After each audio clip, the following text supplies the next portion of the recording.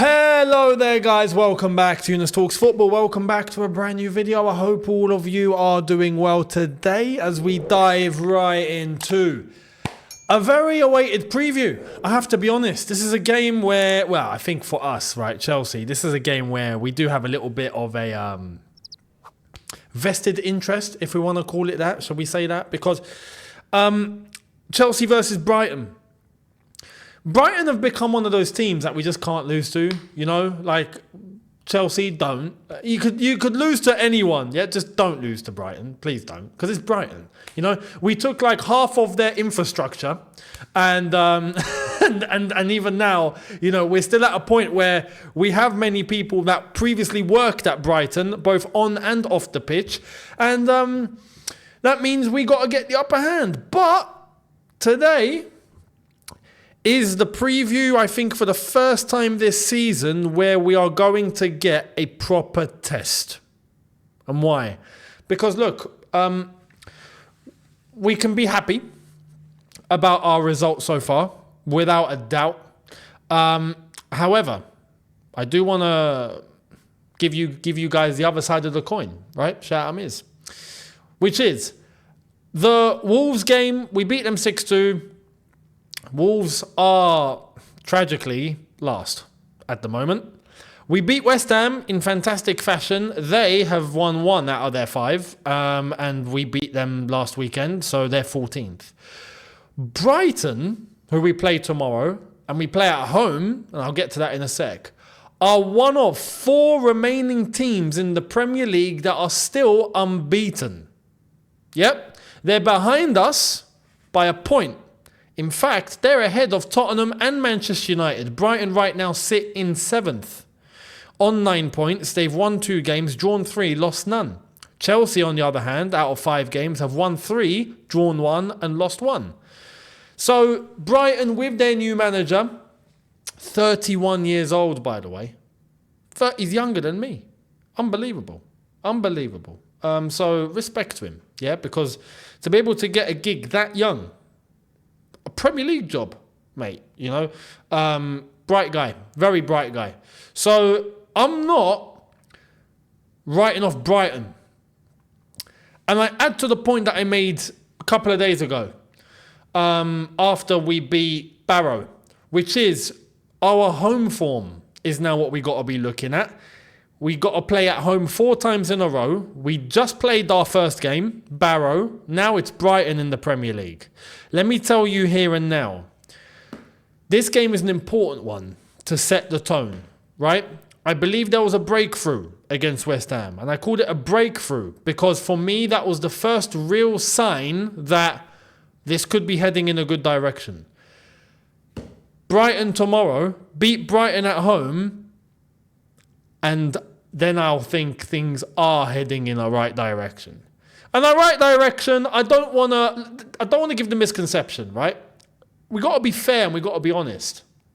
When things are not going well, I'll tell you things are not going well. And when things are going well, I'll tell you things are going well. And if you're old school enough on here, you would have seen both sides of me. And if you're proper old school, you would have definitely seen both sides of me throughout the years before Younes Talks Football even existed. Right? Where things are going horrifically wrong, I'll tell you that. And if things are going super brilliantly, you'll see me jumping up and down like a rabbit when we win the Champions League. You see it on here.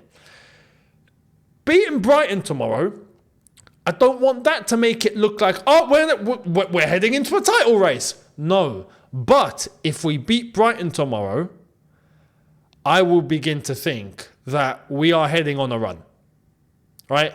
And if we're heading on a run, especially with the work that Maresca's done so far, then I can't not sit here and tell you guys that things are starting to look good. And that's it. Things are starting to look good. You know?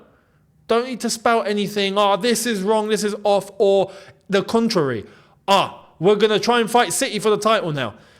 If that's the ambition, I admire it. I don't think we're there yet, but I admire it. And if we're pushing on, the route that we go on, if we were to beat Brighton and so forth, we do beat Nottingham Forest after that, right? We pick up a run. That is the route that you need to take in order to get the objective of this season, which for me is top 4. And I told you guys at the beginning of the season, there's no excuses. There's no ifs, buts and maybes. We must get top 4. The form that we're looking on right now, and like I say, if we beat Brighton tomorrow, it will double confirm it. That tells me we are heading in that direction. And I'll be very happy. Because, and you've heard it here before, if we do get top 4, which is a must, you best believe, next season, you're hearing another tone from me. Next season, I'm not I'm not old school Arsenal, or I'm not Tottenham. I'm not, we're not that.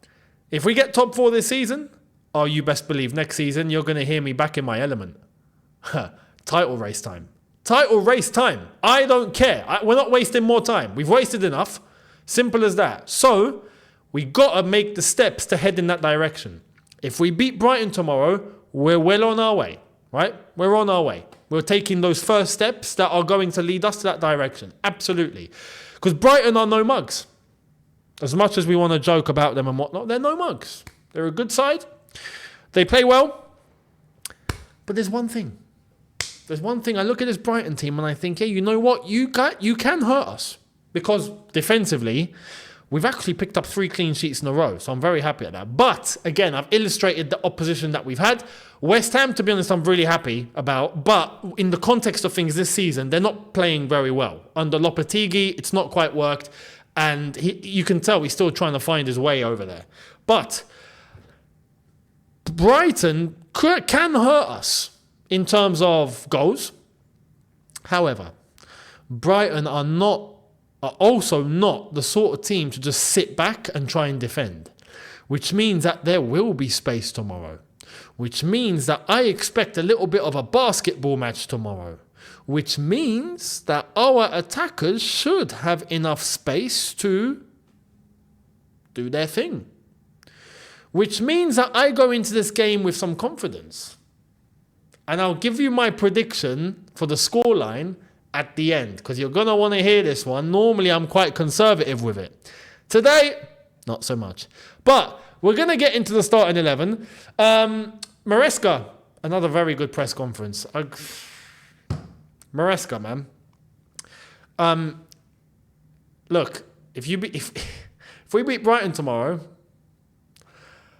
after that, I'll be on here telling you, yeah, you know what? He's all right. But, like I say, in terms of what he says, his mannerisms, the way he works, he said one thing in his press conference, and I warned, and I said this after Tuchel was sacked, yeah, that we got to protect ourselves and not get attached to managers easily. And I'm sticking to that. But I will be honest.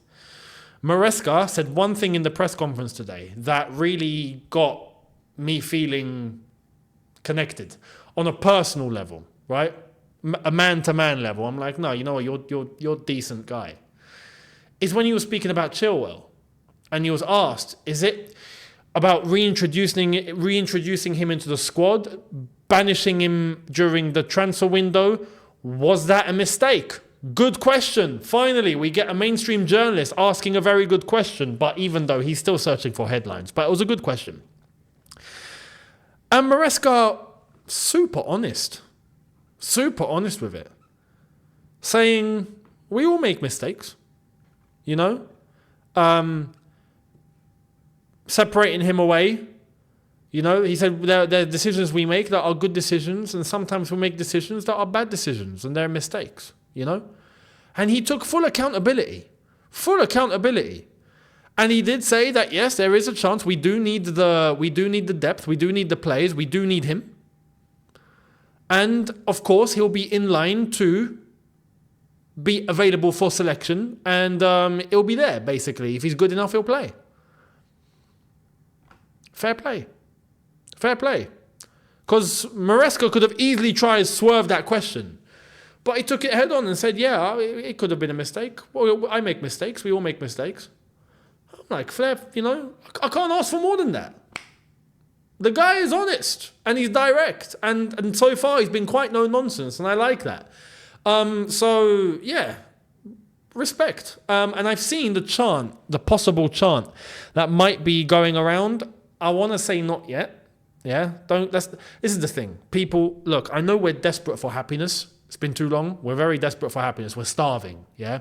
We are literally, if there was a possibility to do a GoFundMe for all of us Chelsea fans, but not get paid with money, get paid with happiness, I think we'd do it. We'd set it up. I'd set it up right now, right? We're that desperate for it.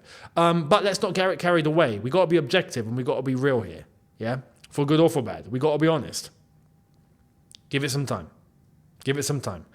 I personally believe the home form needs to improve and increase now we got the chance.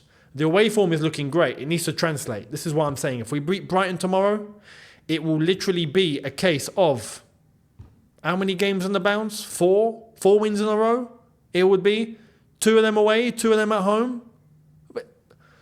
And then after that, we're really starting to get into our element. Things at the bridge will start sounding a little bit more rosy. Confidence increases and then boom. The problem is when we do that without any basis for improvement in the team whatsoever. People just want to do it for the sake of doing it. It's like that's not how life works. But you can't ignore, there are things starting to look good in this Chelsea team. It's there. It's obvious, right? We keep riding with it. We keep picking up results. It will get even better. So hopefully that home form will be increasing and fingers crossed the confidence comes in even further if we can beat Brighton tomorrow. But we must beat Brighton tomorrow because if we don't, it's a big step back. We have to beat them tomorrow. So pressure's on. Step up to the plate. Johnny said this not too long ago and I completely agree. Diamonds are made under pressure, aren't they? Well, it's true. So go and make some diamonds. Embrace the pressure. Let's do it. Let's beat Brighton. So, let's get into the starting 11. Lavia's back, which is great. Available for selection. However, let's get into the starting 11. I'll tell you why I've picked who I've picked. So, on screen for you right now, all on screen, Sanchez in goal. I've gone Cucurella left back because he's been doing well, if I'm honest. And even Maresca picked out the importance of Cucurella in the Chelsea squad and what he offers, so fair play. At right back, Gusto definitely steps in for sure because we need a right back playing at right back. No more Disassi there, please. The centre backs is where I've gone a little bit, some might deem it controversial. I don't think it's controversial at all. I feel it's more secure. I've gone Levi Colwill with Tosin, not Fofana. And it's not necessarily against Fofana. I'm starting to turn more pro Tosin. I think he should. Honestly, look, Levi Colwill's obviously out for a shout here, but Tosin is on his way to becoming the first centre-back choice here with the way that he's moving. And again, Maresca outlined in the press conference that he's one of the senior players, he's one of the leaders and whatnot. Well, great, put him on the pitch. Because even when he's been playing, he looks solid. So I'd play him. But alongside him at left centre-back, I would play Levi Colwill. So that would be my back four. And I think that's a good back four. I think that's a stable back four. So let me know what you think. Midfield. I've gone with Enzo. And Caicedo, obviously, alongside him. Caicedo, look, I want to say something on Caicedo. You see how Caicedo was moving in that last game against West Ham? Yeah? That's what we expect week in, week out. That level. Because that was beautiful. The man did not stop. He was everywhere. Everywhere, nicking the ball off everyone, providing assists. We saw the second goal for Nico Jackson. That was Cucurella. It was Enzo not Cucurella. Enzo to Caicedo. Caicedo to Jackson into his path. He was operating like a Kante-esque machine. Yeah? We need more of that. That's it. That's your role. Keep doing that week in, week out, and that it will be absolutely worth the £115 million we spent. For sure. So hopefully he does. And that's why I've not gone for Lavia, because tomorrow isn't going to be a game where we need an absolutely bolstered defence. I feel like there's going to be a lot of space to penetrate into. Brighton are going to leave, I think, some spaces in their back line, in their shape, because they are going to push a little forward. And I think that's where we have an opportunity to use Enzo. If we were playing a full-on and we needed a proper strong defensive setup, then yeah, perhaps Lavia can play. But Lavia's just come back from injury. I think it'd be unwise for this game to play him 90 minutes. So Enzo alongside Caicedo, Cole Palmer, of course, without a doubt. It's Cole Palmer. He's cold. It's as simple as that. And the front three, I would go Pedro Neto on that right-hand side, right? Sancho on that left. I think that's a very balanced and stable wing situation that we've got there. Obviously, there is Madueke. I wouldn't be against Madueke. But I will say this, Madueke, please do not be selfish. Simple as that. If he fixes that, he's a great option. But Pedro Neto, especially this sort of game, I feel like this is going to be the sort of game where he can thrive. So I would go Pedro Neto. And Nico Jackson up top, of course. Nico Jackson, keep doing what you're doing. Now's the time for consistency. If he fulfills being consistent, we ain't got a problem. Simple as that. We ain't got a problem. So tomorrow, I'm not going to be greedy, okay? Because he got himself a couple of goals against West Ham. I'm not going to come on in and say, you got to get a hat-trick, right? No need.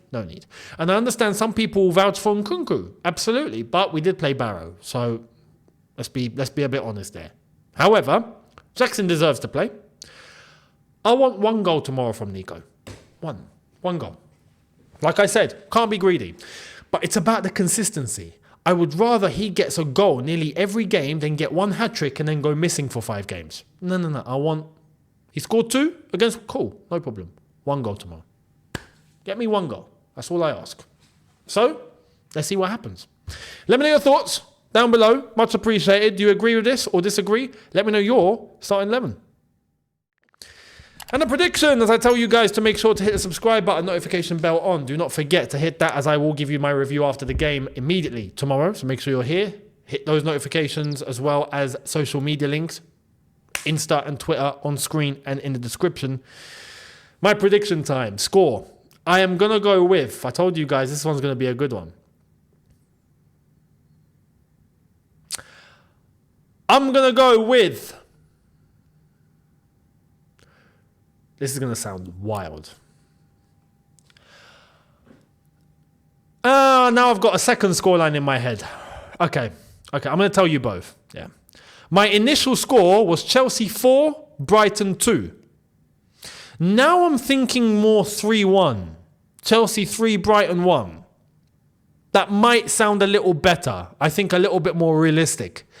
So, yeah, you know what? I'm going to change my mind. I'm going to go with... Should I? They do say always go with your gut instinct. No, it's Brighton. I'll give them a little bit of respect. And I'm hoping we'll be a little tighter. So I'm going to go Chelsea 3, Brighton 1. I don't normally go with those sort of score lines. But Brighton, I feel like, are going to bring the game to us a bit. They're going to leave some space open. We are going to use that space. But they're going to find some space too. I think it's going to be a very interesting game. So overall, let's see. I expect goals. Let me know if you do as well. Put your comments in the comment section below. Your lineups, your predictions. Let me know. And I will see all of you tomorrow after it's all said and done. So I'll see you then. Have a good one, people. Look after yourselves. Take care. And peace.